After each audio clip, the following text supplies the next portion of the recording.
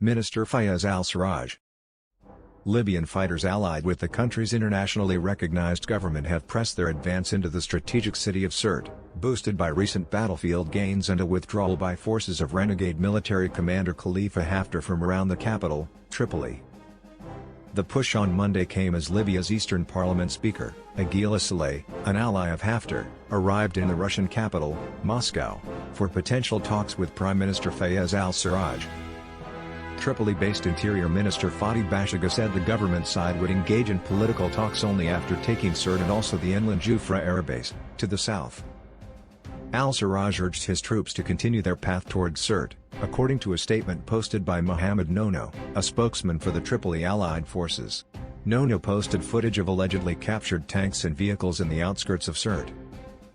Haftar's military media unit, however, said his forces destroyed a military company that included Turkish-made howitzers and tanks, along with a bus allegedly carrying Turkish troops and Syrian mercenaries who have been aiding the Tripoli militias.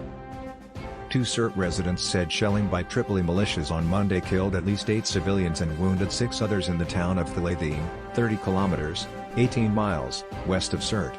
The residents spoke condition of anonymity because of fear of reprisals. There was no immediate comment from the Tripoli militias.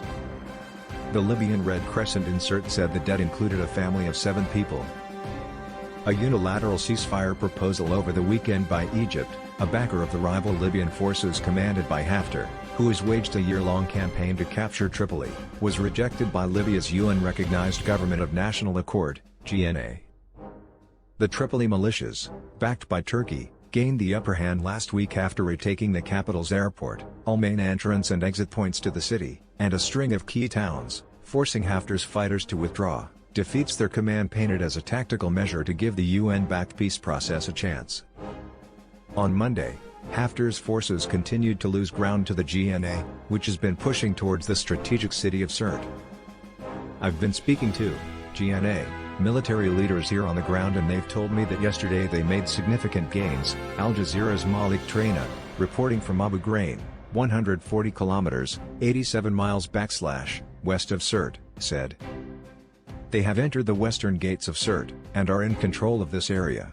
They have also entered Wadi al-Jarf, which is in the south of Sirte, he said. From what our sources tell us, many forces loyal to Haftar have withdrawn to eastern Libya, but there is a force that remains in Sirte. And whether or not they will continue the battle we will have to find out. The Mediterranean coastal city of Sirte is a key gateway to the country's major oil fields in the east, still held by Haftar's forces.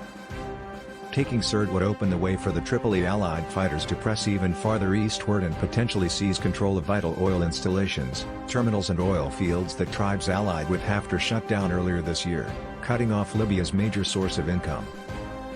On Saturday, Egyptian President Abdel Fattah el-Sisi proposed a ceasefire starting from Monday, which was accepted by Haftar and Saleh, but turned down by the GNA.